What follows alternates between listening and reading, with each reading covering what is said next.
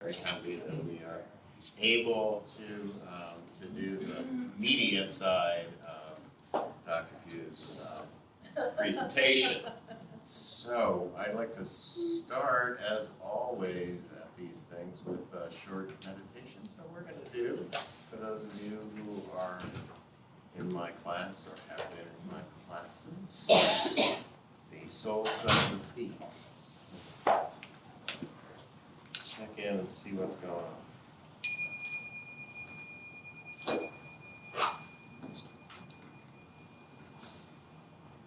So just bringing your attention into your body right now. Feeling yourself sitting here. Feeling how it is. So there's no way that it's supposed to be. There's just how it is. What is it like in your muscles? Tightness or softness? What's your breathing like? Can you feel your heart rate or your pulse or your energy flow? And noticing what it's like in your mind, in that space where thinking happens. It's the weather there. The thoughts moving fast, slow. Are they foggy? Are they clear? Is it overcast or is it sunny in the mind? No way it has to be. We're just checking in to see how it is. And finally, what's the emotional state? Is there an emotion that you have that you can name? Is there a mood state that you can? And then bringing all of your attention to the soles of your feet. Feeling them touching down on the floor or touching the insoles of your shoes. Feeling pressure there from the weight of your legs. Or maybe you're even pressing down. Feeling the heels, the outside of the arches, maybe the inside of the arches, the balls of the feet, the toes, and then bringing it all back together and feeling the whole of the soles of your feet, feeling your feet in your socks, in your shoes, sensations there. And then bringing your attention up through your body, aware of how it is now in this present moment in your body. Your muscles, your breathing, your heart rate, maybe your energy flow. Noticing your thought space, whether there.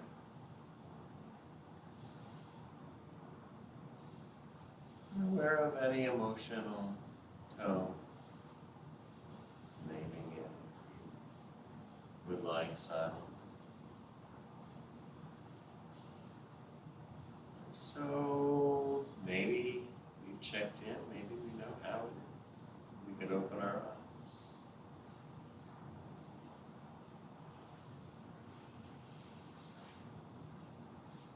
So here we are. Ready? Expectant.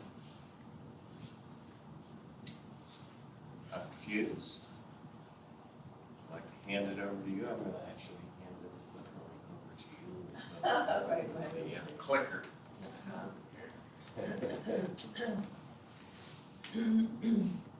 All right. You don't want to say anything about who I am. We actually have all All of it written down read about you. Hey. Yes. That's dangerous. Okay. All awfully far away. If you're happy there, fine, or you're welcome to move just the circle forward if you want, come closer. You can come closer to each other. And is there a way to adjust the stairs or Try. or do we just like go? We just like. Try.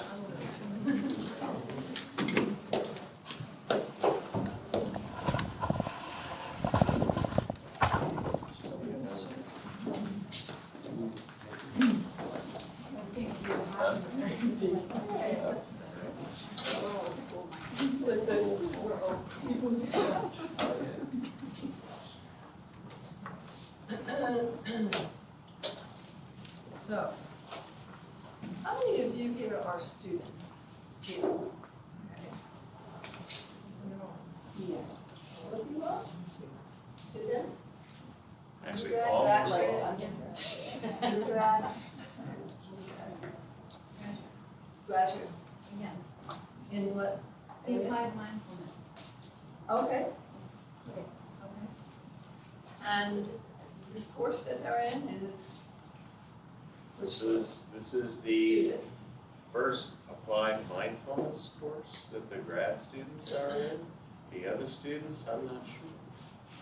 Okay. So you're studying, I'm studying science, but I'm interested. I'm taking a yoga class, and I'm introduced to mindfulness and meditation. It sounded very interesting, so I wanted to check it out. Okay. Others? and Me? Yeah. I'm a freshman and I'm undecided, so I'm in this like first year experience class, and we have to go to these opportunities and experiences.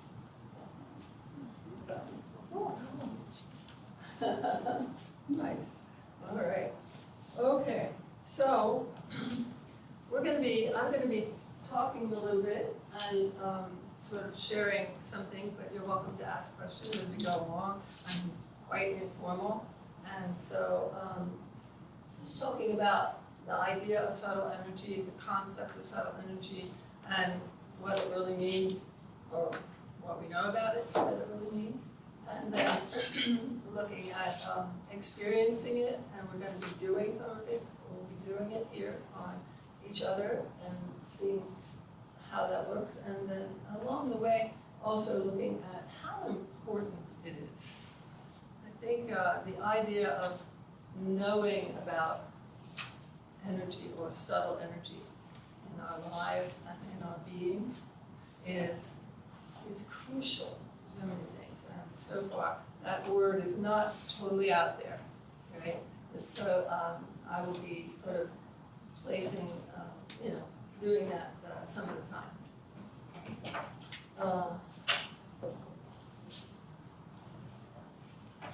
Hi. Come in.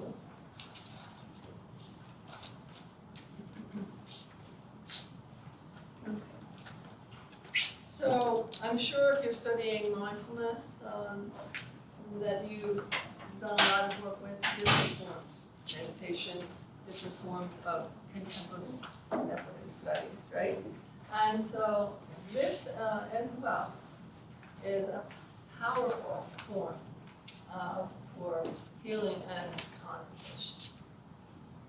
But we have I'm gonna review a couple things to make sure everybody's on the same page, all right?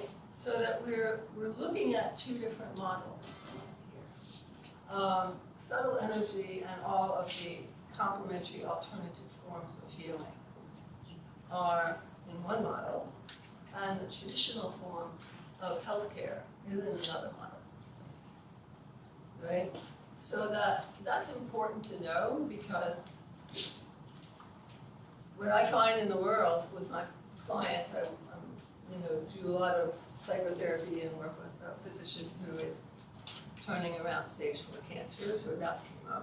And so we are doing so much work here, and what we find is that people just don't get shifts between those paradigms, right? So I just wanna, everybody know about this shift in paradigms that I'm talking about, or is it new to some of you? It's new to some of you, okay. Okay. So that's my oh my God, a paradigm shift. You know, when I first got into this work of healing, which was about 45, 50 years ago, and have been in alternative medicine since then, it was like that. It was like, oh, I want to go to this therapeutic touch training, and let's go. And I had to bring somebody else with me. Would you go with me? I'm praying, you know. And so, because I was at Penn, I was, you know, created the research department. I was very left brain, right? And so then, but my world was changing, and I was really interested in all these. What more can we do for people?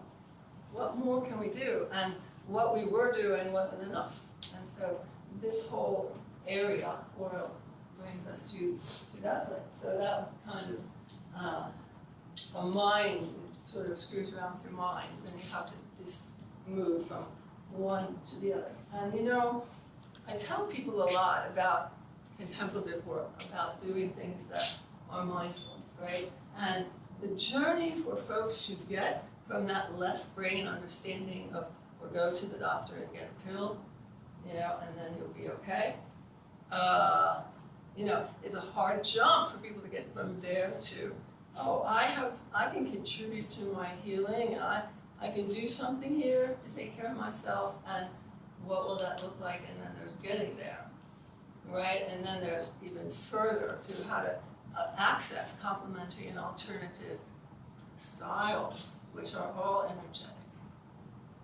And so then that takes a whole nother step, a leap of faith, to get there, to say, okay, I'm not gonna do chemo, I'm gonna do this over here. Well, huge. Most people can't do it yet. So, and that's society's problem and all of our problems, because, you know, the education has been traditional. Except for your course. The education here pretty traditional, I would say. I would You say. have to ask the student. From your perspective, you think it is. How about you guys? Yeah, it's very traditional. Very traditional. Go talk to the physicist. I'm sorry? Go talking to the physicists that teach here, and they probably don't even realize that Isaac Newton was perhaps the most advanced man of his century in metaphysics. Yes, or that we moved into the quantum physics world, which Right. takes us right into energy.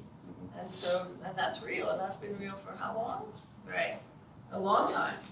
70, 80 years. Well, yeah, back in, you know, the latter part of the last century. Yeah. Yeah. So here we are with shifting. So what we're brought up with, how many of you are in healthcare world, nursing or anything else? Everybody? No? Okay. And what are you other guys in? Education. Nursing? No, counseling and education. I'm sorry? Counseling and education. Counseling, okay, that's good. And what did somebody say something over here? Education. Education, right. So I come from a healthcare education place, but I do psychotherapy and mind-body psychotherapy, that's all I do. And I'll do, and you just sit there and talk stuff, except if somebody can't go there, then I'll do that and work into it. So, the medical model, or the one that's traditional, is based, as you know, on all these separating parts. You know, the leg is not related to the body, or what goes on here is not related to what goes on here. It's a model that is about competition. It's a model that's about quantitative research. In other words, we look at the numbers and we see what, and that's what counts, like the one size fits all kind of view of things. Like, okay, we give this for this, we give this for this, and never, doesn't matter who you are or what you can do or can't do. It's a good model for acute care. If I have a heart attack, don't do energy work. Well, do energy work on me, but get me to a hospital, right? Because acute care, that's what we want. We want that, this focused heart method. But for chronic illness, it just doesn't do it. And so we move to bridge models, or models that have over time tended to add up the mind, the body, the spirit, and then we have the whole, according to those models. So that was an attempt on people's part to get to the whole. People have been trying to get to the whole for a long, long time. People way back in the early 1900s knew more about what the whole was than a lot of people do now. But, so they add up the system. So if we add up the system, like, the spirit, the emotions, the mind, the body, do we get the whole? Huh? No. Well, will we come closer maybe? Depends, right? Yeah. So what's missing? Glue. Glue, yes, right? Glue. That's true. So what is the glue that holds us together? It can be, talk about it in all kinds of words, right? I just feel like energy would be the Energy? answer that holds us all Well, that's a good answer. But people might have another kind of view of this. There's nobody knows the answer, so. Well, spirit, Spirit, right? What was that? but that's energy too. Spirit, everything's energy, right? And so, spirit, Some traditions might say it's not. sometimes Might say it's something beyond energy, it gives impetus to energy. you might say that, right? People say love, compassion, whatever, in a large sense, right? Or however we're connected that way. How do we get held together here, right? And so that's all absolutely right. So this didn't quite do it, and so we come to the model, the energy model, which is about just looking at the whole person, right? All those are just words, really. It's about qualitative research, looking at what each person needs, rather than across the board what the numbers are, right? And personalizing the care, personalizing the contemplative input, personalizing what the person can do, etc. And it's about making things conscious. It's about connectedness, not separation.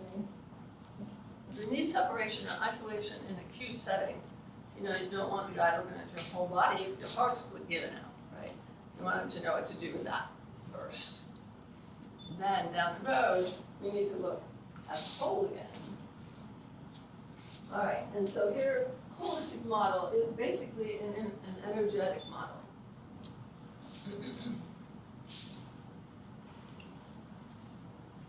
Any questions? Thoughts, questions? No. I'm just saying here. Yes. You find that medicine is trying to integrate both approaches today? Is that a question or a comment? A question? From my own perspective, so my first wife died of cancer. It's about over 7 years, but I did notice that there were alternative things that even Penn was using, just kind of shocked me. They were, like yoga or different things for cancer patients, just things you've never really seen before. So it was interesting to see things from that kind of perspective. And the question is it using both, or are we moving somewhere? Is it a both and instead of an either or? Yes, it can be definitely a both and, right? And again, it depends on where that person is and what they can do, what resources they have, how well they connect with themselves, everything, right? And we are moving ever so slowly, but because most healthcare people are trained in the traditional model, there's a lot of fear around moving to this other model. There's a lot of skepticism. There's a lot of people scoff in there. There's a lot of everything, and so the patient is the person who gets caught in the middle. I do a lot of work with people about what they need now. What is appropriate, given that I've sort of bridged between both those models, but basically I'm in this one. of my life. So if we think about the energy model as being the model, the only way or the best way to work with the whole, that's sort of a foundational understanding, okay? And that's very, very obvious in chronic illness, because in chronic illness, people have pain, say, well, the people have pain. The traditional model offers you pain medication. They don't really look at the cause, they don't really try to find out about it, because they don't know how to treat it. And using these other systems, this non-traditional method, right, or non-traditional ways, including mindfulness. One really important way, but that's a huge topic, mindfulness, as you guys are learning. So when we look at complementary alternative models, all of them are energetic in one way or another, right?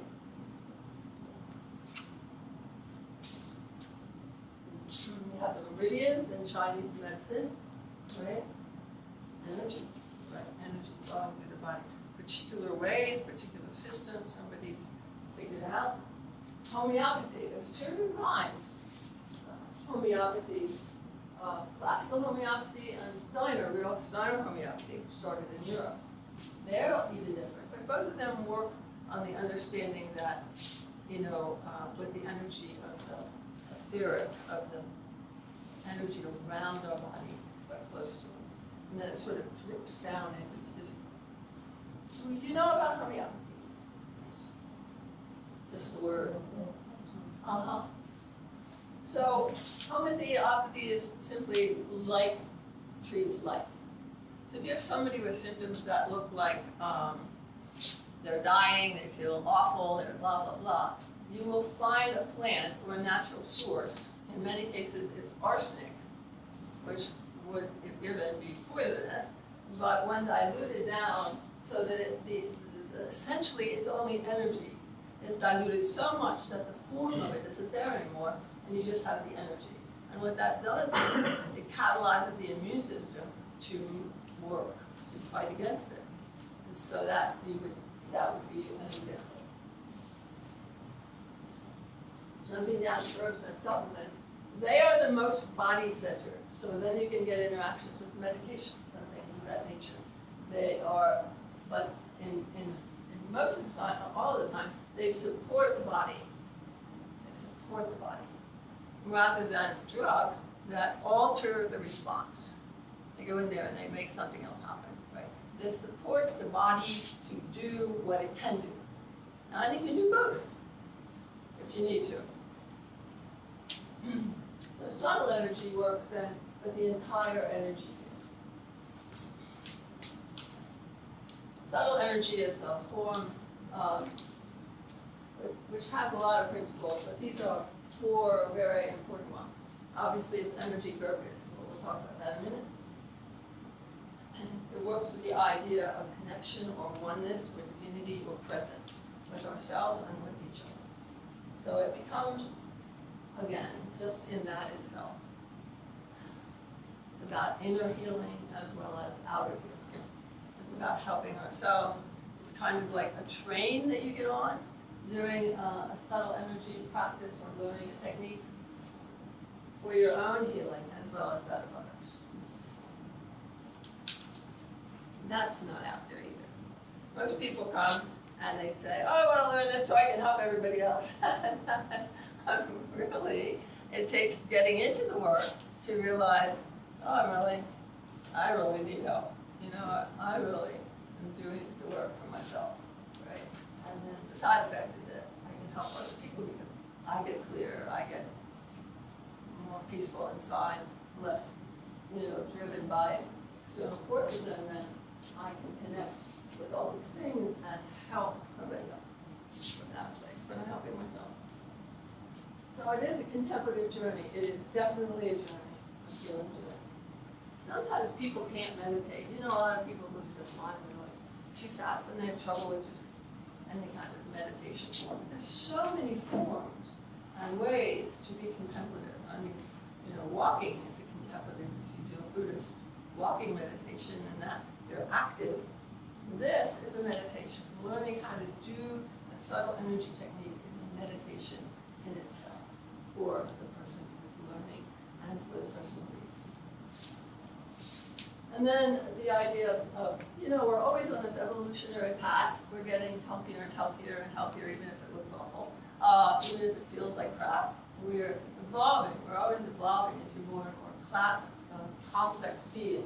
And understanding that is a process of healing and how that takes us. And then focus on intention.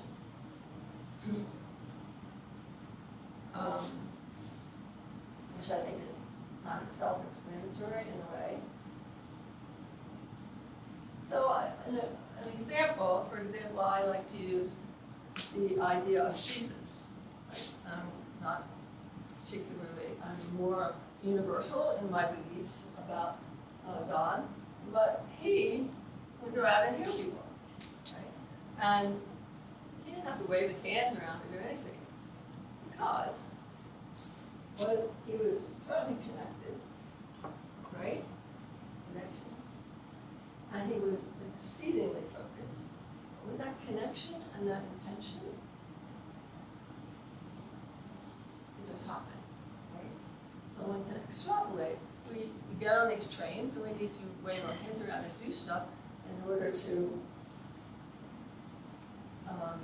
because we're probably not as connected as he was, not as focused, not with that kind of intention. So the story goes. But we don't really exactly know a lot about his life, really. We only know what people have said. So, today, I'm going to use Therapeutic Touch as a template, if you will, for subtle energy work, or whole body model in use.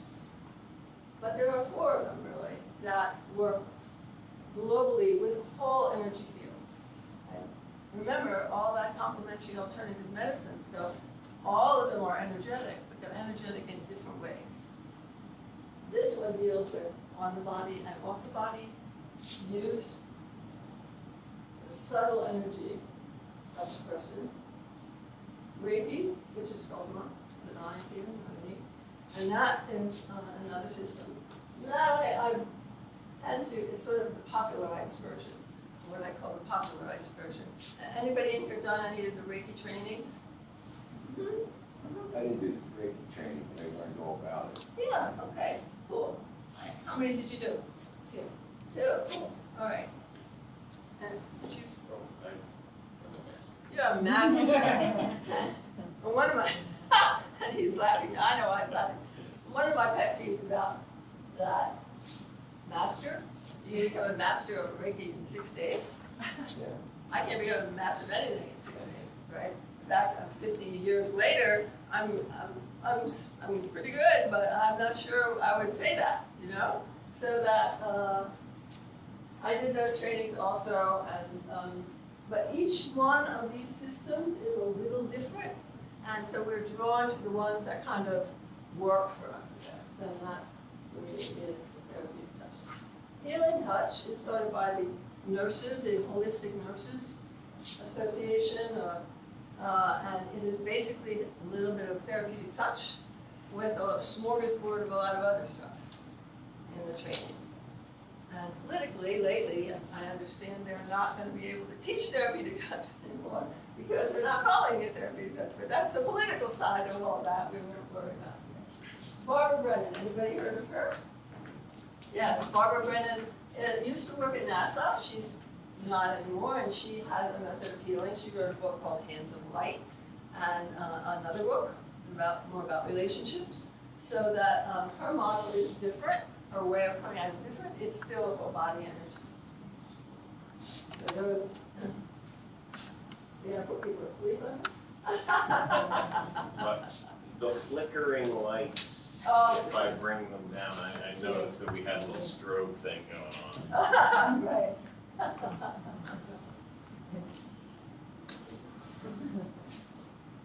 Okay.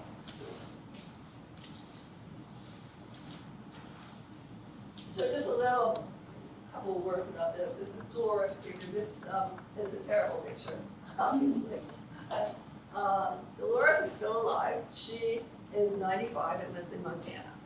And still goes out on her, has trouble with her legs, so she goes out on one of those all-terrain vehicles, you know, she goes in the mountains and, you know, still living. And has a whole cadre of Therapeutic Touch people out there around her.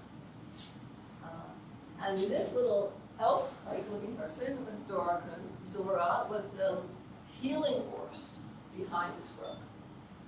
She was only this tall. Every time I do this, she gets like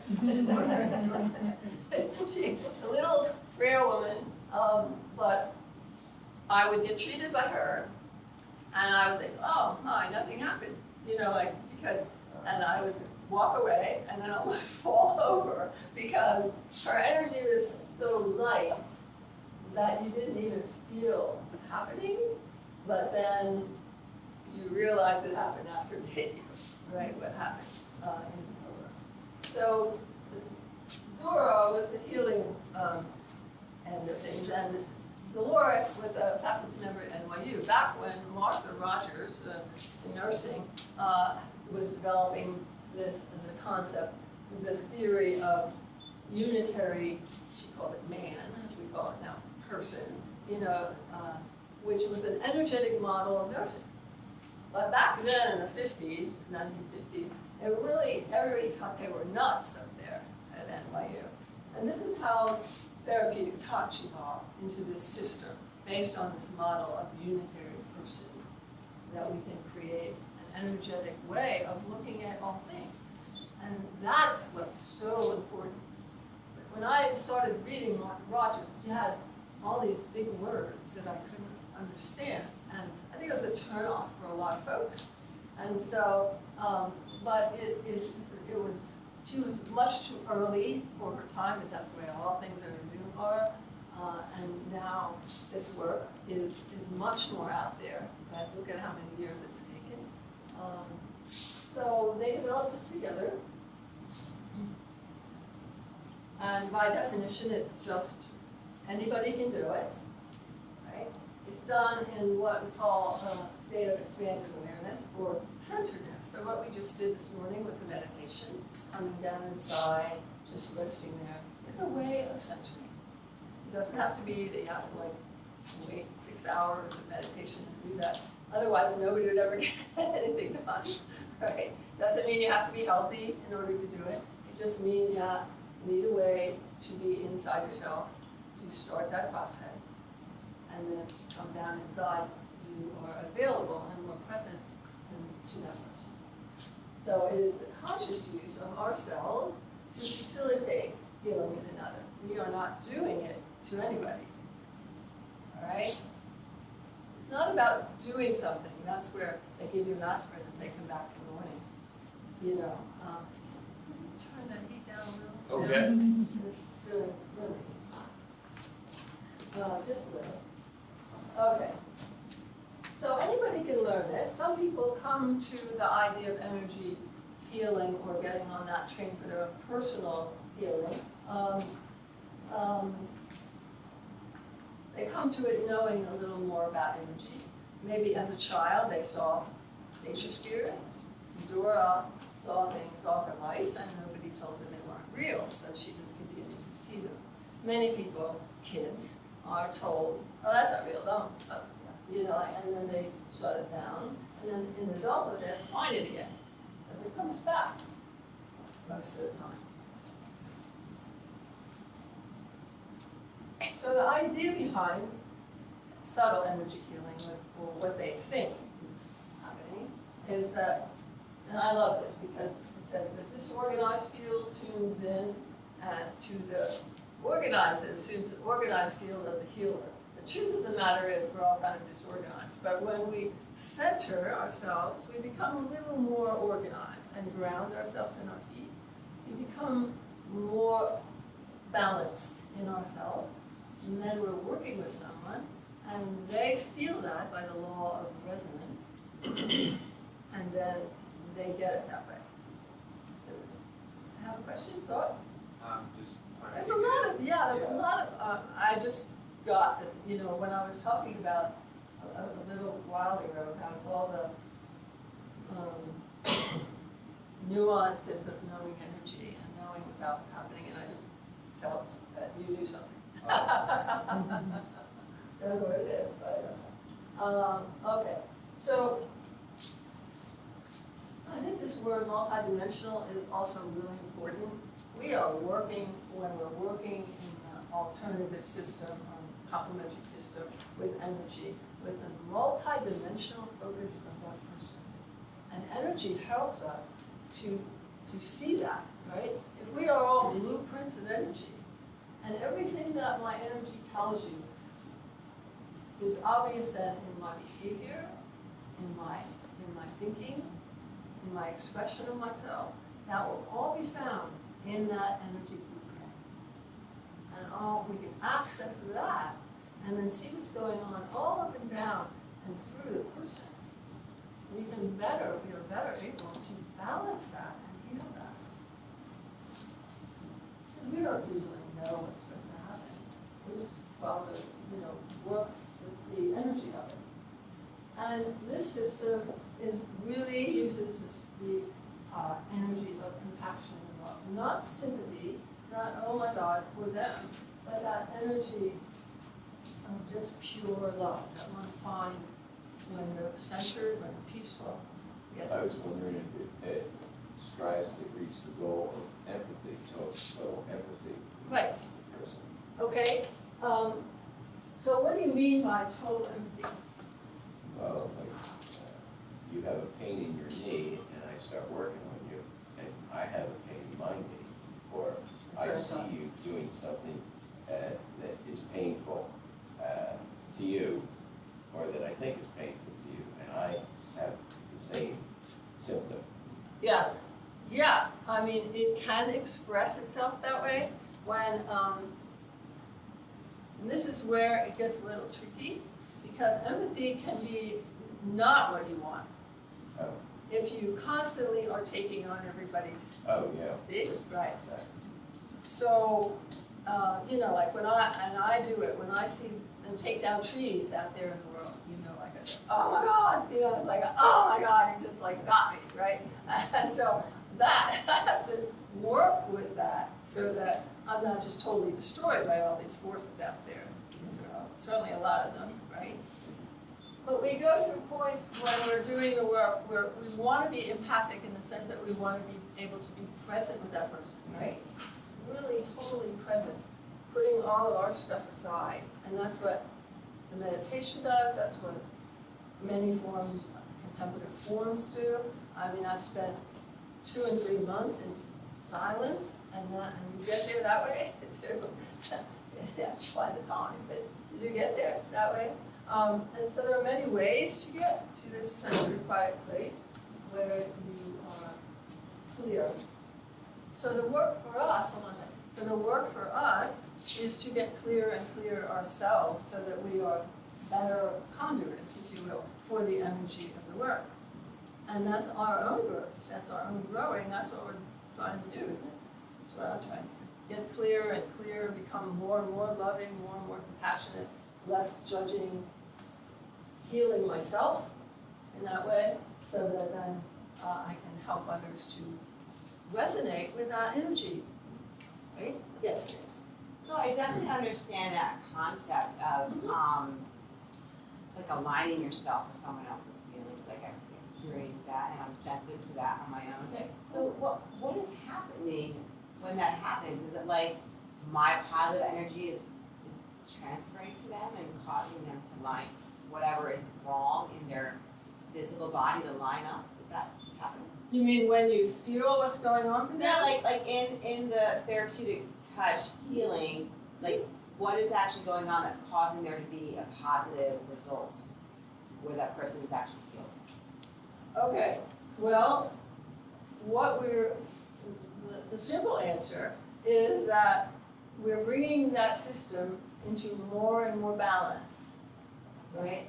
And when we bring any system into more and more balance and integration, the body will figure out what it has to do to heal, and then it happens. step by step by step. But it is in connection with you or that person who is there that they get energy to do that through the law of resonance. So that our presence is really important. And we are assisting, facilitating that balance and integration. And then their body does what they need to do. Now this can work in a number of ways. It works to heal people into life. It also works to heal people into the next life. If you balance and integrate a system, then it's easier to connect with an out-of-body form.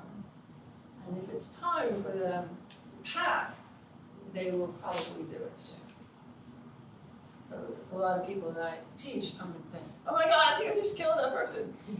No, you just helped what was happening. They may have been stuck here for family issues or for some other reason, and you just give them the energy to do what they need to do. That's what we're doing. Just give them the energy to do what they need to do. Yes, dear. Just to connect that to both the handy hand last week, I have a teacher who says we help clients move to their prefrontal cortex with our energy, like we're helping them come into that. We learned handy hand last week. So we're helping them move, into their, Right, we're supporting them and having the space to move in. Exactly. Not be reactive. exactly. I always say, we don't have anything to do. Because people get, doing this work, get attached to the outcome. So we have to let go of the outcome, do what we're guided to do in the treatment, use the things that we know in the process we're using, and then that person does this. It happened. If we try to, okay, now I'm gonna move this to here, right, then we're totally gonna close everything down, right? Yes. So just reflecting back on your empathic and healing yourself first. What I'm hearing you say is that in order to build the boundaries that we need as empaths, it is meditation and just centering ourselves. Is it that easy? Or is it... Are you very empathic? Yes. I figured. Okay, yes. Is it that easy? So the question is, what's the question? I'm not really sure. Like, I guess learning how to know where I end and others begin. And your example, my example of the trees or healing all that, or your I was thinking of a quote by Steiner. Rudolf Steiner? Rudolf Steiner.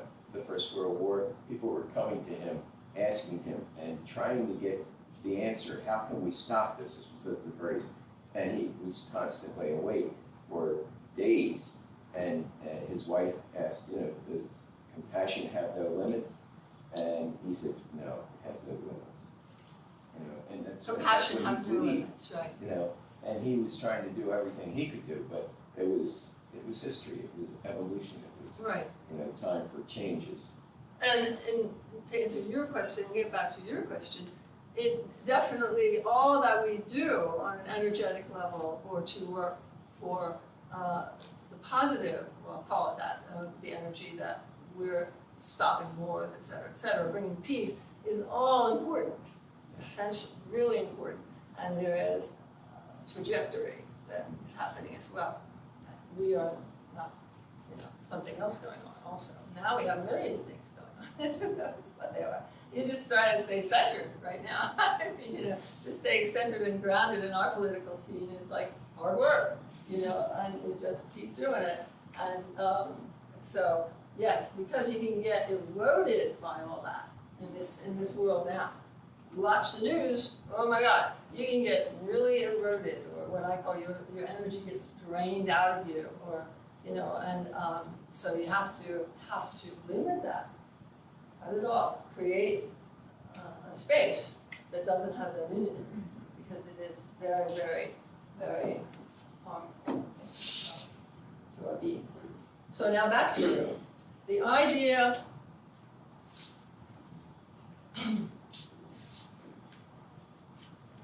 We don't wanna close off to what's out there, right? We wanna say, okay, I gotta take care of myself, so I'm gonna like put this wall around me, right? But the important thing is that the more that we are living in our bodies and embodying ourselves, and when we are really empathic or when we are really sensitive and getting a lot of information, we are often more outside of ourselves or sort of extended out. So we're like the front runners and feel all this stuff happening. But this has to be balanced with this, right? So that in the body experience is essential. Is it all? Probably not. I mean, there's probably emotional stuff that goes through us around it all that we have to deal with also. But staying in our bodies is really the quintessential number one thing. And grounded. Yes. And most of us are more out there than we are in here. Yes. I was gonna say, I think I've noticed, like, I've been doing some meditation practice with the staff that I work with, and even though I can, like, a lot of them will bring up painful things, Right. the feeling I feel is love, like, when I'm with them. So I think that if we can find the energy of Exactly. love, Exactly. even though there's pain, like, that connectedness Absolutely. is really helpful. Absolutely. Absolutely. That's part of it. But you have to be in here to a certain degree to feel that. That you can stay with yourself and feel that rather than getting pulled out. And I was wondering, this process, does it also really depend on the openness of the person that you're treating as well, or? It's not that it won't happen, but if the person is skeptical, very close, has a lot of issues going on at all their levels of their being, it's gonna take longer. Sure thing. But our process, we're not fast-moving beings on this plane. I was just recently, I'll tell you this is a weird story, you probably think I don't know what you think, but anyway, it relates to this. And there's a woman, if any of you are into movement and embodying oneself through movement, right, that is also an energetic idea. And I was with someone that I work with who, for myself, I get to go somewhere and do it for myself, which it doesn't happen often. And we were moving, and we were working with stuff from our mothers, right? So through that process, my mother, I do a lot of channeling in my life and stuff like that as well. So that my mother and her mother came in to me, and we were clearing all this stuff. And my mother said to me, "It's much easier to clear out here. Let me help you. You can do this." My mother was telling me, on this plane, it's harder. We're denser. The energy is sort of, we're working stuff out over a slower period. And she was saying, "Wow, this really gave me the opportunity to clear all this crap. Now I'll help you do it, you know, right?" So it was an amazing experience.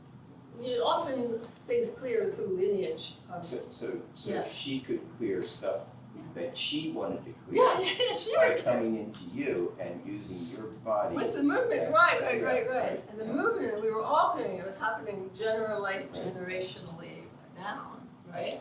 But because I'm on this plane at the physical level, it's tricky, it's hard. We're denser beings.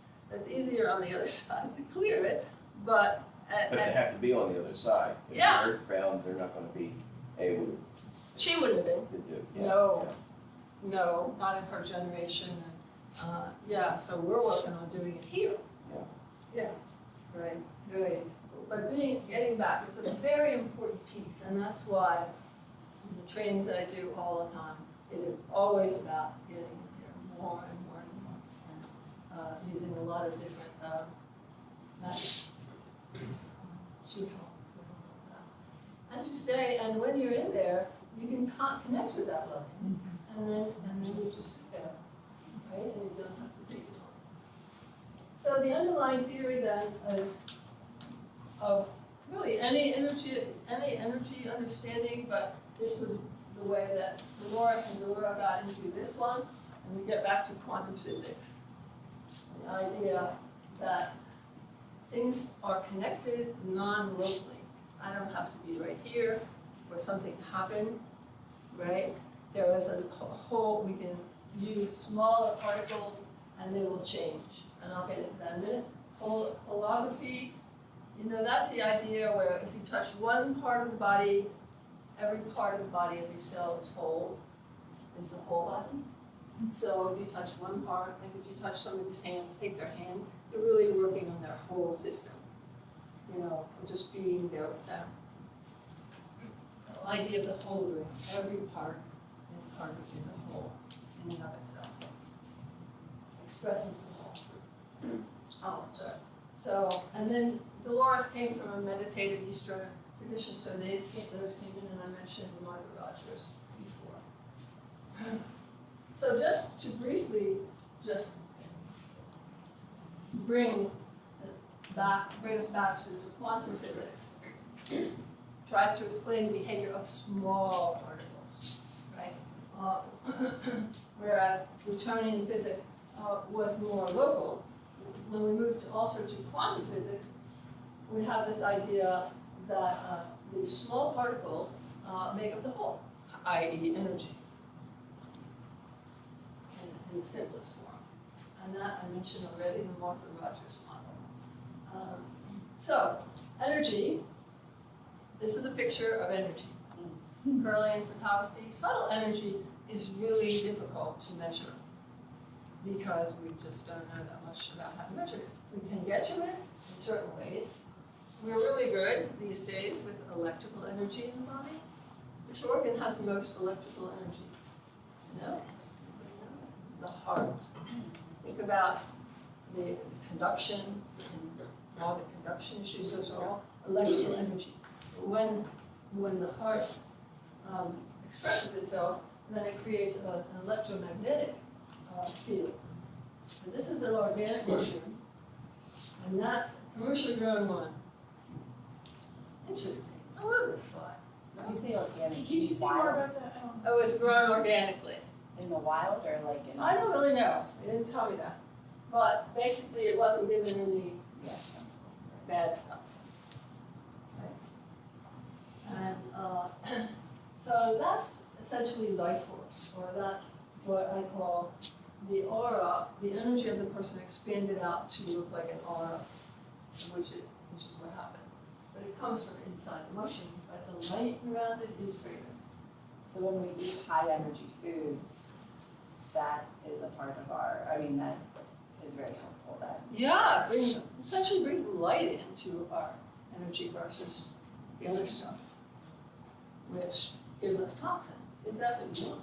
But, it doesn't create as much life force either. It doesn't help us heal or stay well. So we have electrical, electromagnetic is what, there's everything there's a force. Electrical energy creates a disruption in the field, and then we have electromagnetic energy, and all the MRIs and all the things we have in our world are all about energy. They're measuring electromagnetic energy, right? The EKG measures electrical energy. We have ways to do that. We get to subtle energy. People are a little bit about, oh, what? Okay, what's that?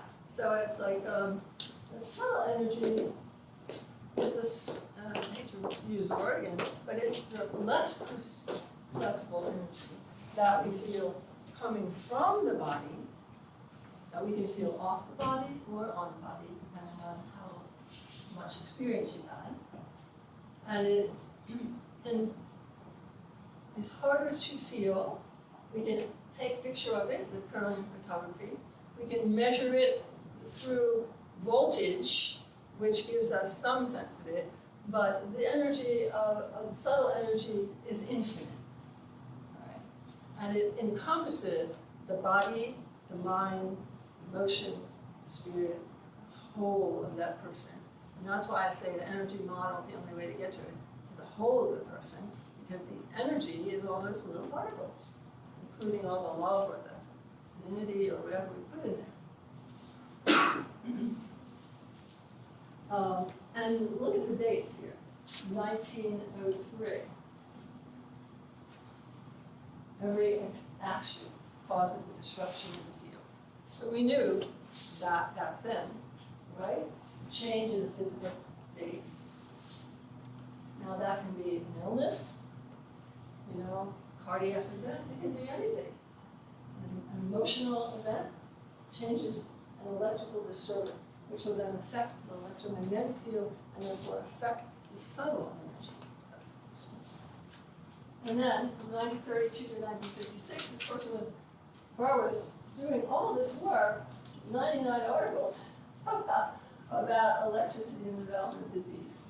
So it's a lot of information way back when that we're just really continuing to try to get involved in what we do a lot. And whether we can measure them all, it's more difficult to measure solar energy. And I think I did this one already. All these guys have sort of been proven right that what happened.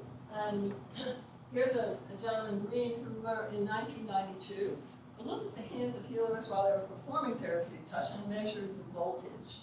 And when they were performing therapeutic touch, the voltage would just get amped up a whole lot over normal. And then here we have a study of looking at brain waves of healers and healees doing subtle energy, and they came into synchrony through some process.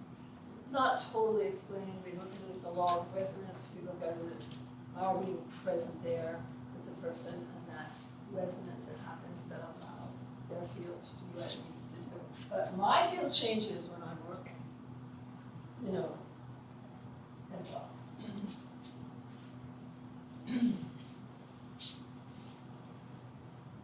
So everything is made up of energy. This chair, everything. Our bodies. So it can be look physical because we're denser, or if you fly into LA, you can see the smog, that's denser energy, right? And the force field reset can be all those things. So yeah, a blueprint, a dynamic, it's dynamic, it's always changing, but the basic understanding stays similar. Our pattern is our pattern until we change it, which can be limiting to us or freeing. And all matter is energy. So here's a field. How many time do you got? You're the So, this is not totally representational, it's more artistic, but it shows you the etheric field is the red one. The etheric field is closest to the body. And the etheric field, like if I were 46 inches off the body, tells me something about what's going on more physically. But not entirely, because all the energy goes right through there, so we get pieces of everything. But you can feel the etheric field and feel what's going on in the body. The emotional field is further out then, the yellow, the next one out. So all the emotional content, and Dolores used to talk about the psychodynamic field, and that was at the chakras, which are those centers in the middle there. You can feel a place to feel more often if you're looking for psychodynamic kind of like sadness or whatever feeling of the emotional field. The mental field, now this is how it projects out, right? It projects out of our physical body, so it projects out. So the mental field is out even further. The lines are moved at that point. And the spiritual field, how far out does that go? Huh? Infinitely. I'm sorry? Infinitely. Infinitely, right, okay? Goes on forever. So we're sitting in this room, being affected by everybody's stuff, by everybody's fields, right? And certainly spiritually, if not mentally. When you get closer, you feel more of it. That's why when you go to a party, you walk in the door and there's somebody and you say, we're only gonna stay for 5 minutes. You've already felt the energy in the room. and decided whether you wanted to be part of that or not. We're always doing it. What we're doing now is making it more conscious through having a conscious form to help us. Or you say, oh, this looks like fun, okay? We're just reading the energy, how it affects you, excuse me. Because we are always in connection with everything around us. And we don't want to turn that off, but we do need to have ways to be firmly inside ourselves.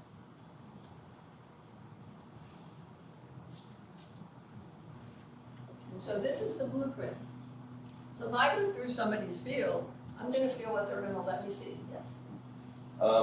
So in the traditional sense of the term empathy, where would you say that, like, people were, where would that kind of lie on this? Okay, interesting question. That could lie in the spiritual field, mental spiritual field, if it was clearly empathetic in the sense of just compassion, pure, simple. But oftentimes it ends up being more sympathy and ends up being in the emotional field. You know, so then it is sort of like pulling and pushing at the person. Oh, I feel so sorry for you. Oh, please, back off. You know, like somebody might say. Or, no, people say, I don't want your sympathy. I just want energy. I just want you here, you know, the clear presence, right? So a lot of times we're projecting our own stuff out onto that person, whatever our own stuff happens to be at that time. Does that make sense? Good question. And all the time, what we have is all of these working together at the same time. We have our emotional selves, our mental selves, the body happening, it's all one. So it's not like it even affects, like the mind affects the body, right? When we talk about ulcers, okay, the person had a lot of stress, I think when they are trying to get ulcers. It's always all there together, happening as one, right? And so when we introduce a change by meditating or by sitting quietly, taking a walk, we're moving through the field and changing it, helping it to shift.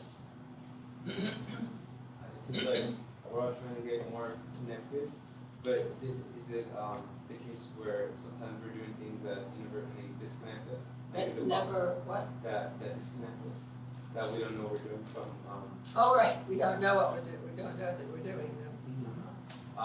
if you can give us any examples of how we may be doing that, disconnecting from the energy, and if it's possible to completely disconnect. I'm just curious. Yeah. Okay, so you're asking me, how do we disconnect? Yeah. And how do we get back? Or Yeah, ideally, right, that's the goal. or how do we not disconnect, Right. right? Okay, it's another really good question. Large answer, the small answer comes back to, you work at it at all those levels, right? You have to look at the emotional, if I went away somewhere, and we all do that, you know, staring out the window daydreaming is a dissociative event. I mean, it's a time when we go off somewhere. It's not pathological, but it's something that we've moved away from ourselves, that center of ourselves. So that whatever it is, we look and see, what am I feeling right now, what's going on? So we look at the emotional pieces and mental pieces. What's my body feeling? Why am I going there? So we have to ask all those questions. And then we also want to bring in a whole bunch of compassion for ourselves and gentleness. And when we do it, we just gently say, whoa, I went off there. Look at that later. I can't look at it now, or I'm looking at it now, but I'm just going to bring myself gently back inside, right? To our breath, to whatever. And then getting to know the terrain of why we're being pulled out and coming back again is the journey back. And then, but there's a lot of stuff. I mean, I think that sometimes I say we all have enough crap inside to do whatever, be whatever, angry or violent or kill somebody. We all have that potential. We don't do it, but that's how much stuff we have to express in some way, in a healthy way, and clear so that we can be firmly inside. And so it's a process of doing that over a lifetime. But gentleness is, I think gentleness is one of the keys to healing. Gentleness, divinity, compassion, are all in that same continuum. I don't know if that helps. Yeah, well, yeah, yeah. Okay, cool. Yes. So I guess piggybacking on that idea, is it possible to totally disconnect? And I'm coming from the perspective of, I work with emotionally disturbed kids, but beyond the kids, I think about people that are locked up and like intense sociopaths and people that are just commit horrible crimes, and it seems like nothing penetrates that behavior. Are they completely disconnected from the energy, or is that even possible? No, they're somewhere. Uh-huh. And each person would be probably a little different. Okay. And can you impact it? Absolutely. Okay. You can impact it using the understanding and holding the form of compassion and that we were talking about, and working energetically with them in certain ways to allow safety to occur or something to occur that allows them to open a little bit. It's their time frame. Every person's so individual. But is it hopeless? I don't think anything is hopeless. Is it something that they can go? The worst case of dissociative disorder isn't really with those people. It's really with what we used to call, dissociative, what we call now dissociative identity disorder, where people have parts of themselves being different aspects, but they have no central integrating force. So they don't even know that they have these other people. Like a schizophrenic? No, that's a dissociative identity disorder. Okay.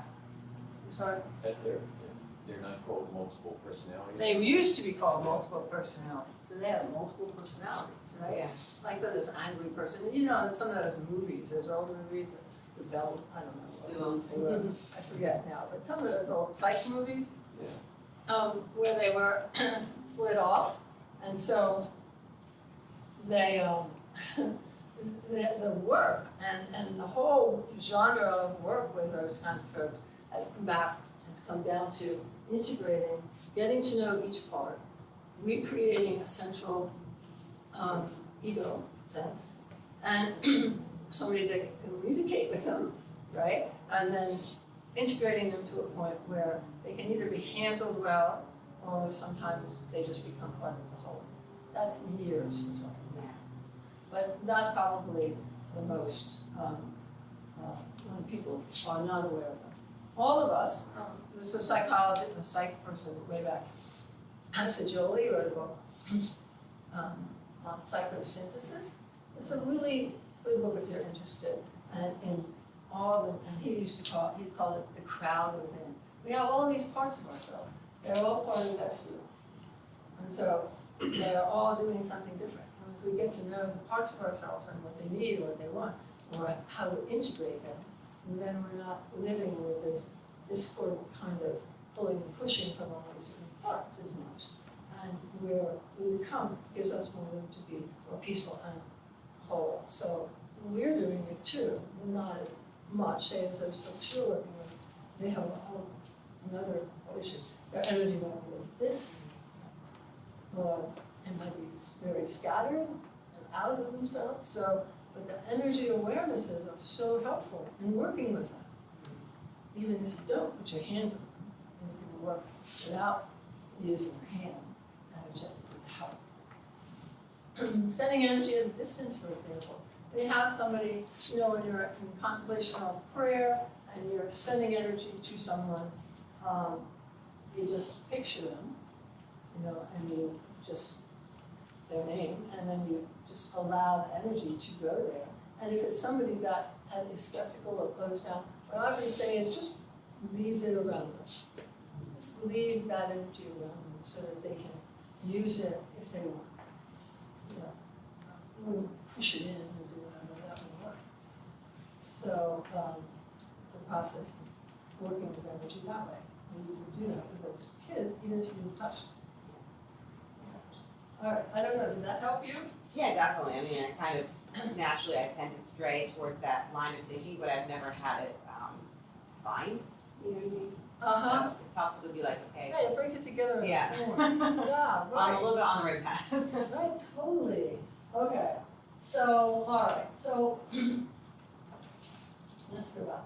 So we're gonna do the something with energy.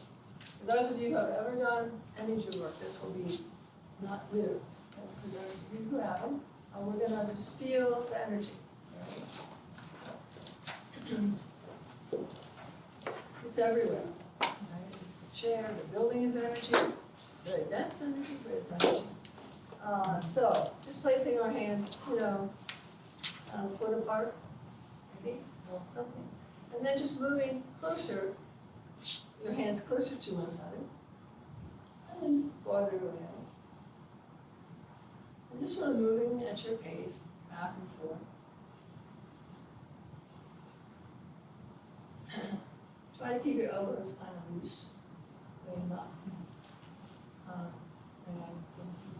And then just start to see what you feel, maybe in your hands as you're doing that, or between your hands.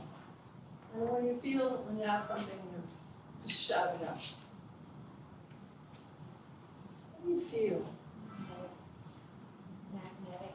It feels magnetic, so does that pull you in or push you out? Resistance. You feel something there.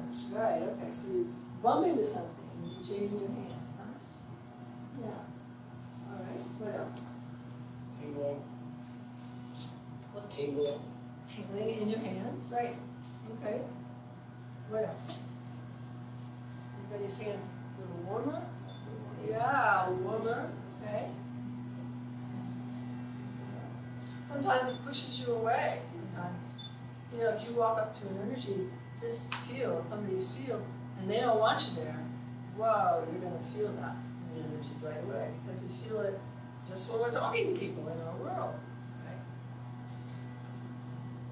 Anything else? Okay, so now that, what you're feeling here, if there's anybody that's not feeling anything, I mean, I feel cool air. cool air. And then we ask ourselves, is it the air conditioner? Is it the heat? Is it? No. It's interesting, it's people, you feel a little more cool air when you do this, or no?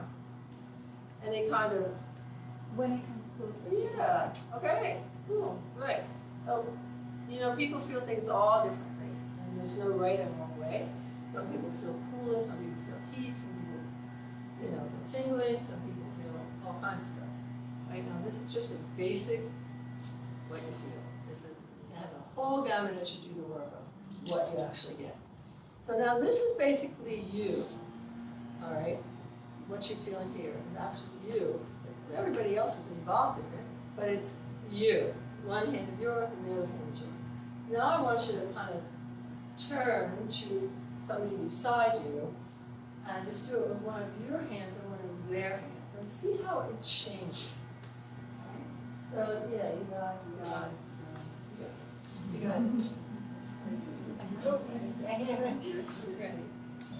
So just moving your hands closer.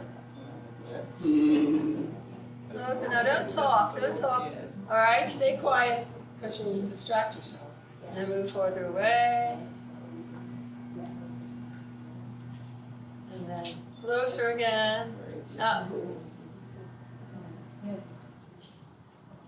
You're not connecting with yourself just anymore. You're in connection with another energy field.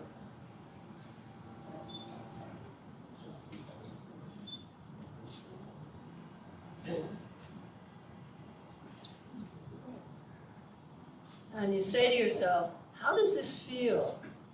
Does this feel warmer, or does this feel any different than when I did it myself?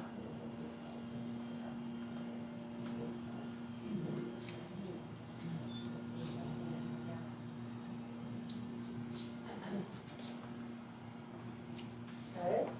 Now, I want you to turn, you got that one? This is an interaction. This is a total dance. So that now I want you to just turn the other way and check out whoever you can find. That is, you guys?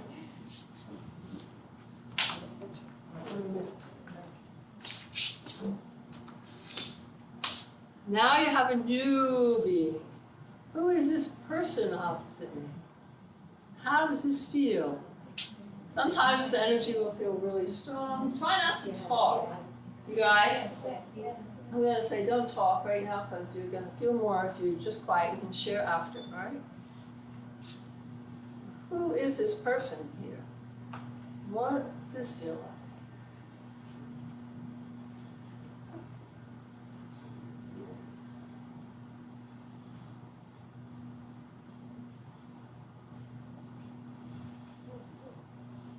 Was it light? Was it heavy? Was it strong? Or was it connection? What word did you put on it? And remember, it's just about you two connecting. That's all. Everybody will be different. So anybody feel the differences, or how is that? Sorry? A difference of shape. That's an interesting way to put it. Okay. You an artist person, right?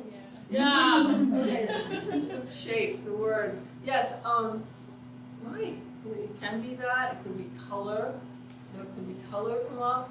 It could be, just feeling kinesthetically. Right. All the ways that we receive information is how we feel the differences in energy with each other.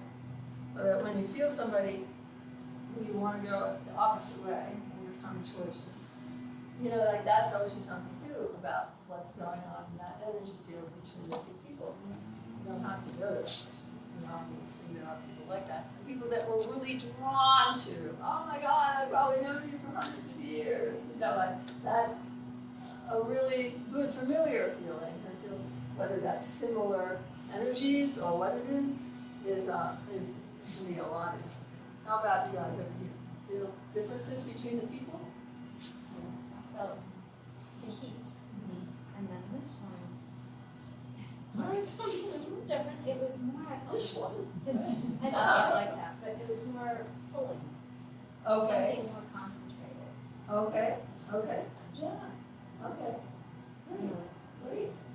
Don't try to analyze it. Yeah. Right, it's just really important to see the differences and that it always exists. And then we find out as we do this work more and more about the person's release energy, more about them. Because whatever you felt was about that person. It wasn't about you. And that's an important one, right? Is it the air conditioning? Is it the heat? Nope. It's exactly what's happening. It might also be happening with you, but it's happening with them. So that's basically an energy field, and also, we're going to do more of that in a minute. But also, it's about this. So we've been talking about connection, the second important piece of the energy field. And connection with divinity, with oneness, with ourselves, with others. Right? Those connections are all essential.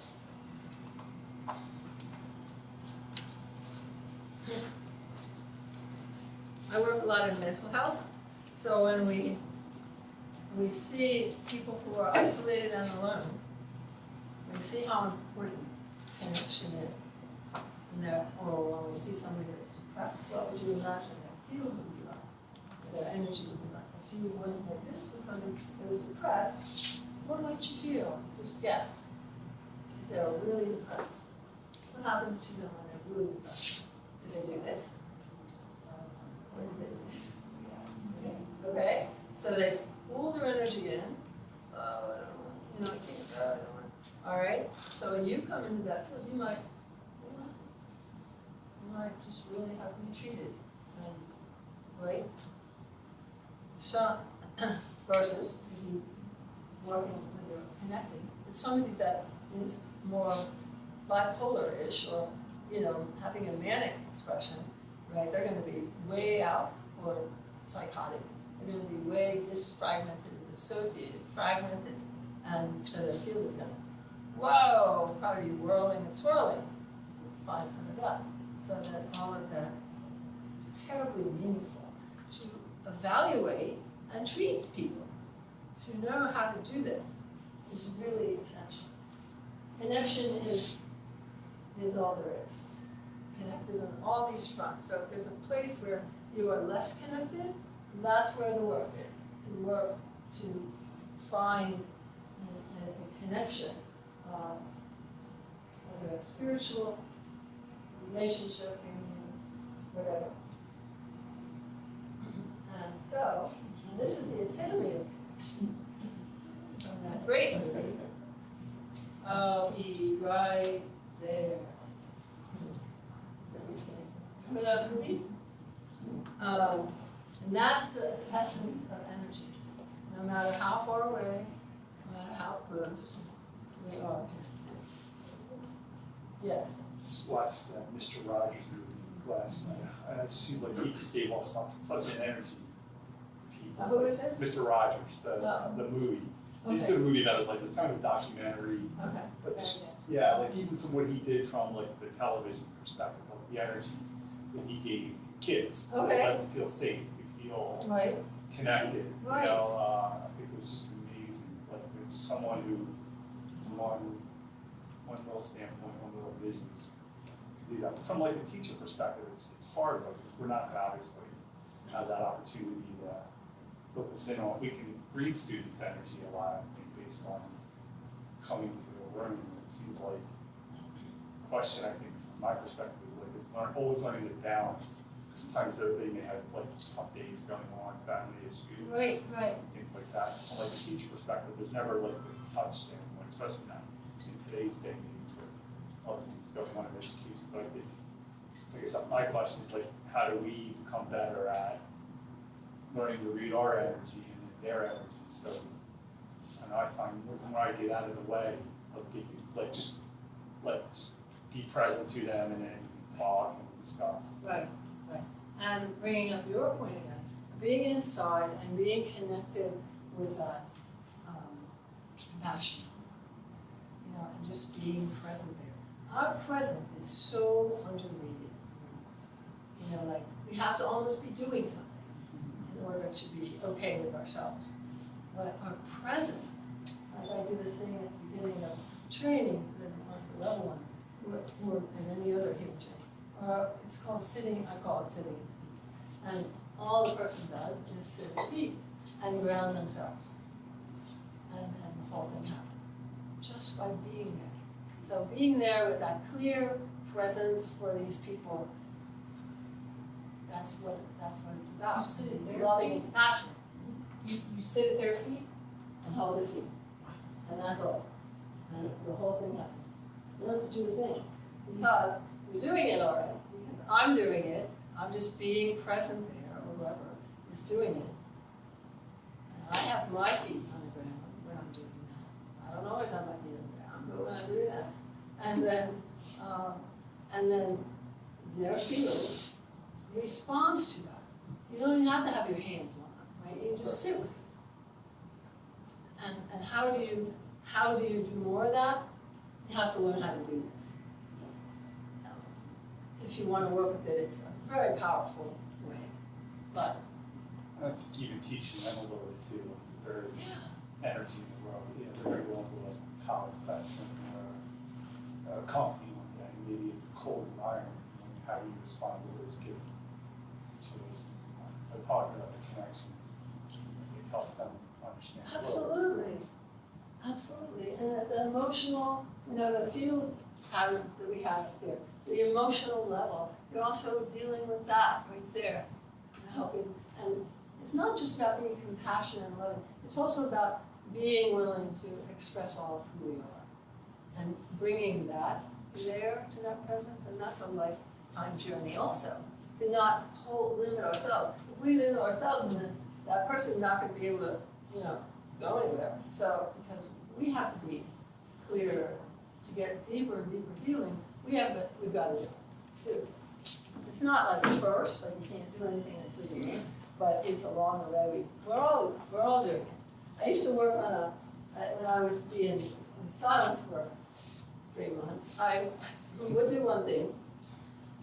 I didn't talk, but I'd go and work on the sister who ran the place. And I'm not sure who got more from those times, because she was really outside, the Catholicism world and creating all this stuff, and her energy was just really expensive. I like to say, oh my, okay, Peggy, just get higher. She thought it was phenomenal, but I know that I was treated also. So we're both being treated one way or another by the fields that we engage with. And so they feed you something back too, right? But you said something that I really liked about holding yourself so that you have the freedom to. I'm thinking of I used to commute to New York, and the setup at Amtrak in Philly versus New York was completely different, and I would change. I'd be the uptight New Yorker when I'm waiting to come home, and on the way there I'd be all relaxed and like I'm sure I'm gonna see. So I wonder if we have like a conditioning that says fit in. Oh, we want, do we ever? right, that we want to fight against though, right? We want to stay with our. Yeah, you know that old credit card slogan, don't leave home without it. Anybody old enough here to remember that? I am. So there was a slogan, and that I always say that. Don't ever leave. And if you leave yourself, you come back. And you get good at knowing when to go on, when you come back. Centering, releasing, grounding, knowing when you're there, knowing what that feels like. And then you can stay there, and you might have chaos around you in New York, and you can work with them out of that love and compassion, but you're in yourself, and that's where you need to be. Because otherwise it gets eroded. You get eroded. So it's a journey. But this train, this work, this energy work, not just subtle energy work, they learn the same things in other processes to a certain degree, and I just want to be the best for it. And that's the way I teach it. Some people that just teach the technique. Nothing is just technique. Use it for ourselves, for our healing, and that's really most important. So what we do when we to come inside is crucial to everything that we do. What do you think about you used the term grounding quite a few times, and getting down and touching the feet of a person, Yeah. Can you explain that? Can I explain grounded or? Grounded How and grounding, because I've done this work, and people always say, oh, I'm really good at grounding. And I say, what am I really good at? I don't know what grounding is, but I do know that everybody else working on a person would then kind of say that I'm doing the grounding just the right way, and just the right way. I don't know that I ever say that. I don't know what grounding is. Yeah. I don't know how you should do it. Mm-hmm. It's a really good question, because a lot of people don't know. And when we come down inside ourselves, when we go to the breath, for example, right? To the heart center? The breath, or whatever you're doing. So if you're following the breath, or you're breathing out and letting your body soften, or whatever we did this morning, just coming down inside, however that is for us, that we come down inside, that creates a center that has a place inside us that we can come back to and rest. Even if it just means following your breath in and not doing anything.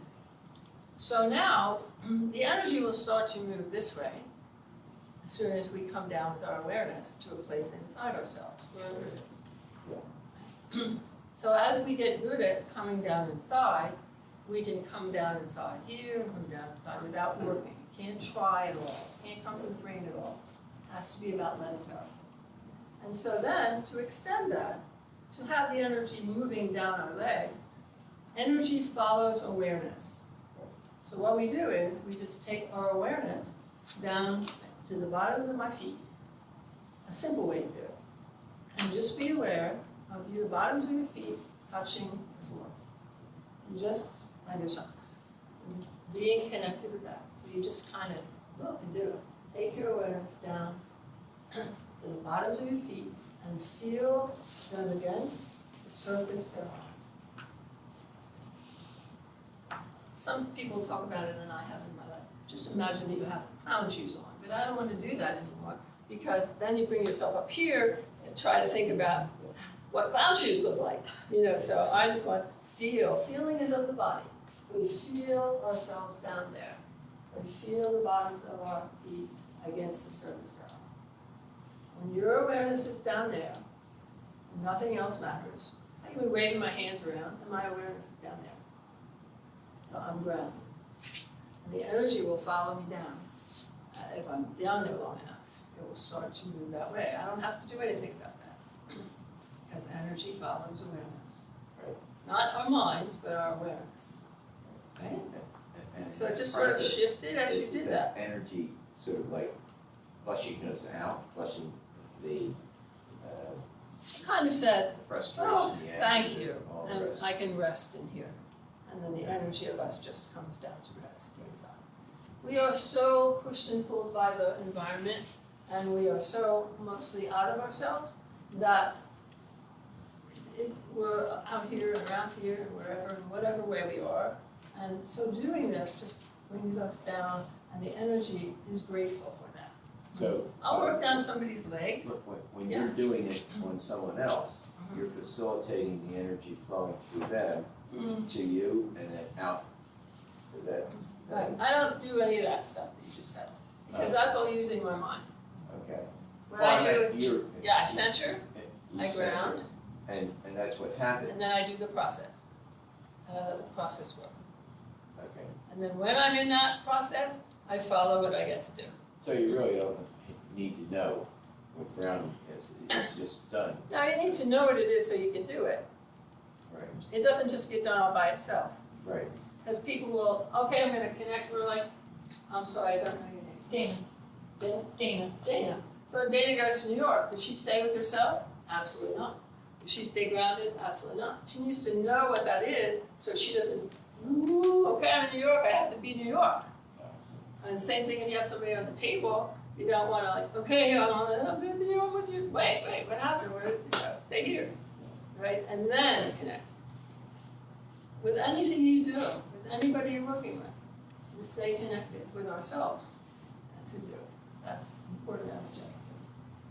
Yeah, so that's why consciousness about these things, because otherwise we just sort of fly out and around and through. We just do. Because the world, there's too many forces pulling us out. Yes, sir. I was going to ask you, because you mentioned how in order to really work with others and heal others, you have to really work on healing yourself. Right. So how do you heal yourself on a daily basis? What does that look like? Well, that can look like any number of things. One, it looks like doing things that are quiet and bring you down inside yourself, right? It means working on emotional things that are sort of conflicted, that need some clarity, and that could be using expressive arts to move some of that out. I do a lot of work with the arts of healing. So we have to work with our emotional field and all of that stuff that's sort of sitting in there getting in the way. And then that makes it easier for us to be down inside. So at every level of our being, we start to bring more love and compassion. The big one is, how gentle are you with yourself? That's a huge one. And we find a place where you are now, and say, how am I gentle with myself or not? And when you find yourself doing something really harsh, oh my God, why did you do that? Blah, blah, blah. Like in your mind, to just recognize it and say, whoa, wait a minute. What could you just say that's a lot more gentle? How can you be gentle right now? Like, you did the best you could, okay, it's all right, let go, fine, that kind of thing. It's huge, there's a lot. But basically getting in some form, I think adopting a form that, like a subtle energy or act or something, that helps to bring these things to bear to mind a lot on a daily basis. And we're doing the work in some form that helps. We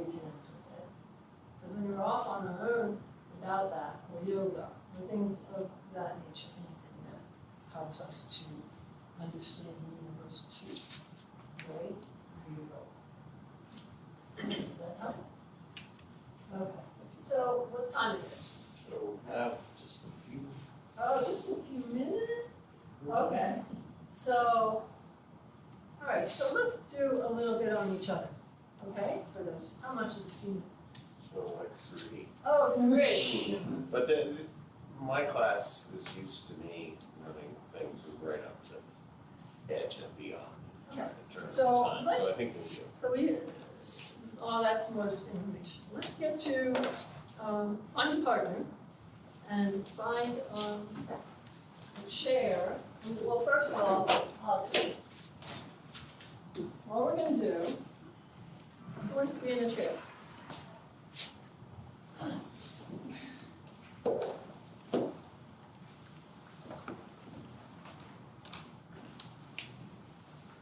Okay, so first when we work, when we do anything, you just take a few breaths out and center, just like you did earlier, round, just have that feet on the ground.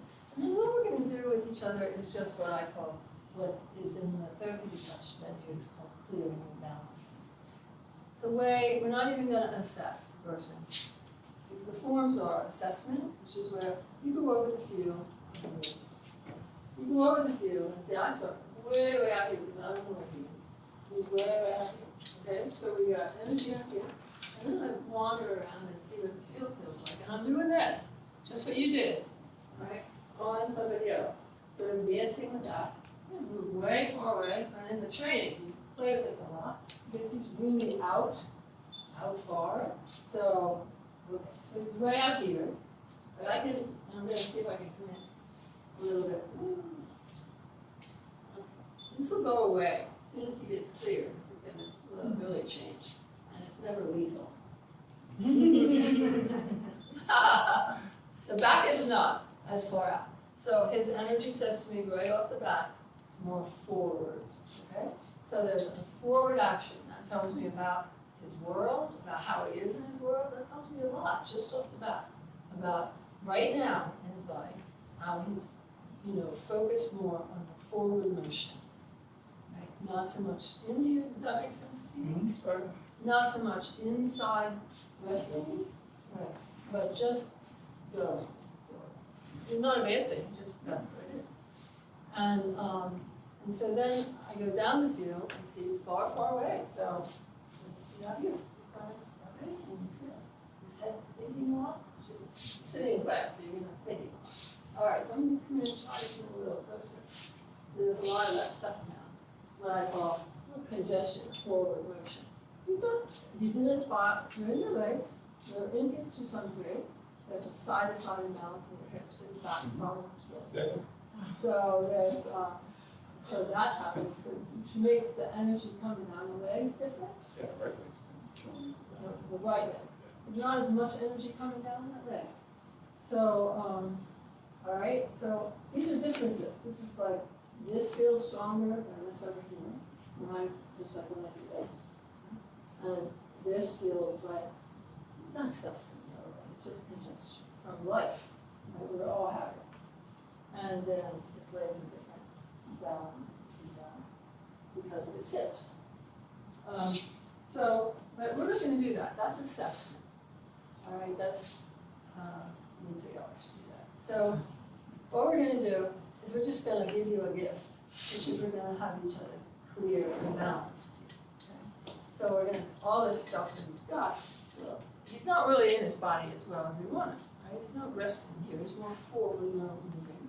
So we're gonna clear, and what's gonna happen as we clear is that a lot of the energy that's out here is just gonna settle back down. And it's like when you come down and read, for a while in meditation.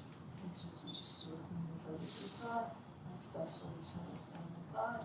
We're gonna help that process. And the way we clear and balance is there's an actual intention of clearing. So it's already changing. He's already changing because I'm in his field, right? And I haven't done anything to him, but as soon as we are in the field, the person's energy will start to shift. how important a presence is, right? So now, he's not as far out here. He's already a very responsive, open dog. And that tells me that. And besides, you've been sharing, so I gotta have to. Thank you. All right, so now I'm gonna clear. So my attention, my head, I'm in my feet though. I'm centered in my feet. I have this intention of just clearing what wants to clear. And so my strokes off the body are gonna be a lot like that. I'm just clearing it up. Even to the person next. I'm kidding, that's a joke. No, you clear it off. It becomes neutral. There's nothing to it. All right, coming down, the body just clearing. I hardly move up the body much, but I'm doing that for you guys right now. And then coming all the way down and all the way, I'm sorry, I just got to and you go off the body, but it's a waste of a moment to do that faster you do. So that's a little bit of my go-go juju coming in, but I work mostly with people who have a lot of pain, a lot of stuff going on, or have mental illnesses or chronic illnesses, and so working on the physical body of those folks as you can it changes things faster. And if you're off the body, because it just I'm still working energetically. I'm not working physically. I'm not on the body. Right? But then I do that down the front, and then I come around to the back. I always suggest starting in the front so they don't think you're doing something weird to you when you're sitting behind them, and coming down the back. Clearing. I am clearing. Now, and we're just saying, whatever wants to leave can leave. Sit sideways in the chair. You all right with that? So then I can get to his back fully. It does go through the chair, but okay. So then I feel fatigue. There's some fatigue. The adrenal kidney area will get depleted really quickly, and so that's the first sign that the person is under some stress, tired, which is most of us, right? So that when you have somebody that's working every day, they might feel that. So just clearing through that. All right, clearing. The balancing part is just you being grounded and centered and feeling a sense of balance inside yourself. So that might look like you visualize something. It might just feel like you're okay inside and peaceful. Okay, we're just going to do that. To find a partner, somebody can work with him. What's your name? Rick. Rick. All right. Thank you. It's almost here. You say that. So find a chair with a person, partner, and then as soon as you're there, we'll just do some of this. Only take a few minutes. It really feels good. Oh, you have to move the chair out where you can get behind it. So sort of spread the chair out. Let's spread the chairs out in the room somewhere. Are you going to do it from here? Chair in here? Yeah, okay. Sure.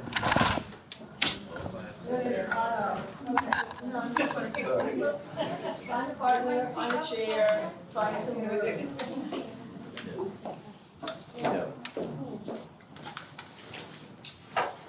Who has it? Did you want to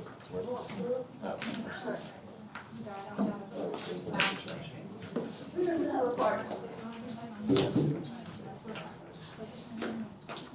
Oh, okay, there's an odd number, people. An odd number without, with you or without you? With or without? You wanna do it? You wanna do it? Sure.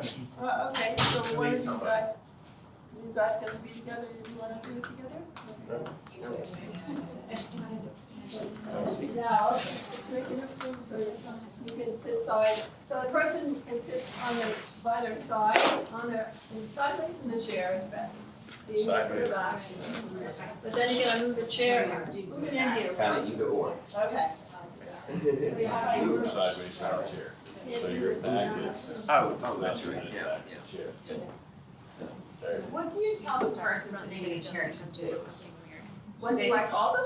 What do you tell them to do? Do you say just sit No, there? just sit there, relax. I don't want them to help at all. Do you want them to be aware of your No, body? they will be, but that's okay. Okay, you just tell them to sit there, relax. Just relax. The people will tend to try to help you, and then it just gets in the way. Yeah, so just, just sitting there. Okay. So those of you who are working, okay, so those of you who are gonna be, quote, healer, it's really a silly thing, because we're both Heelys, but we're playing the role of a healer at this point. Just, breathing out and letting your body soften, just coming down inside a little bit. And I find that breathing out and letting your body soften is a really wonderful way to just, the energy just comes back. And then feel your feet on the ground, the bottoms of your feet against your shoes, your floor, whatever surface they're on. And then starting in the front, I guess, starting in the front, just move your hands way, way above their head, and then as you were doing when you did this with yourself, you're gonna come closer in, and when you feel that energy, stop there and then go down further, and just have a sense of now moving the energy off and clearing away. You're just clearing it. You just, even if you don't feel anything, just clear about 4 to 6 inches off the body. Let me just turn back a little bit.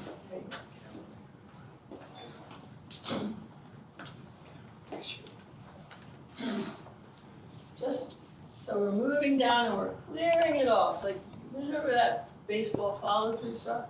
You really have to clear it off. Like, you really, all the way down the legs.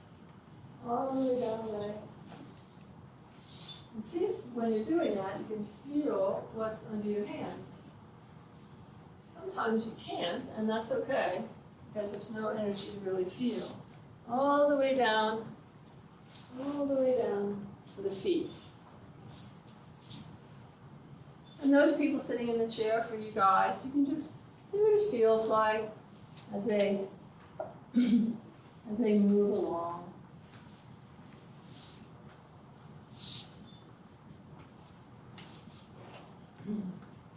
So you get down the front, and then you get down the back. You can do the sides if you want.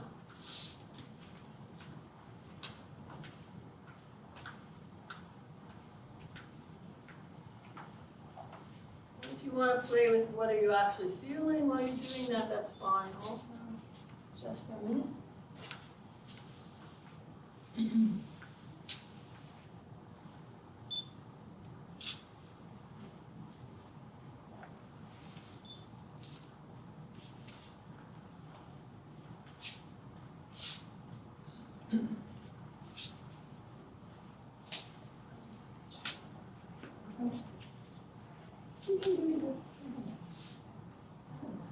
Just clearing things.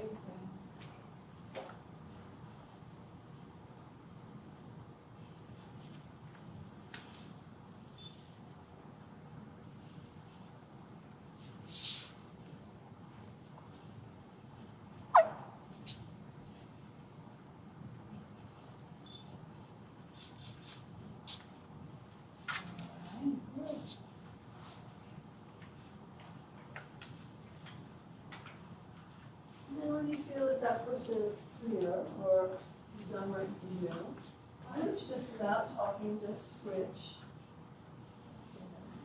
And the other person sits down, and then you're going to do it.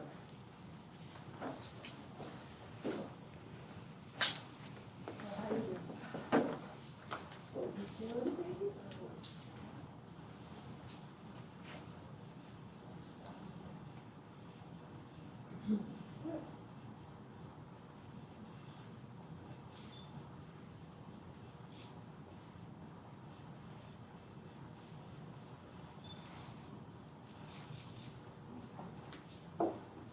And those of you in the chair, just notice what you feel as they go along.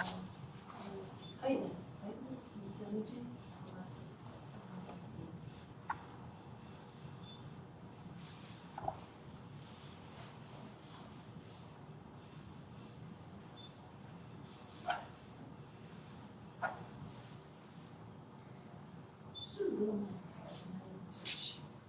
Here.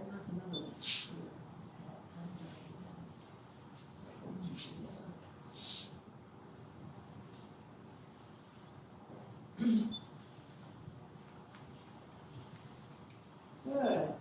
Having the intention of just clearing, so make sure you clear it away. Don't just stop short off the body, move it off. Move it off. That's it, we don't want it. Give somebody else. And have it. Yeah. Go ahead, keep doing it.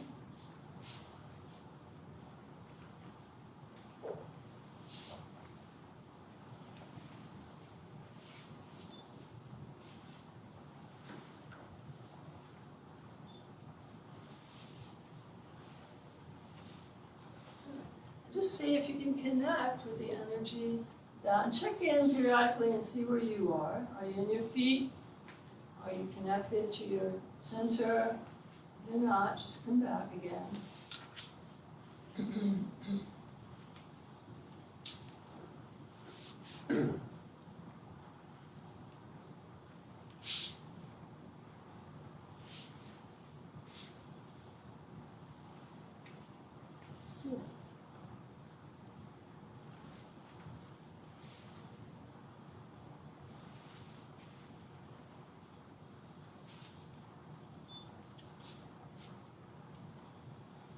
And if you're sitting in the chair, okay, you guys can switch.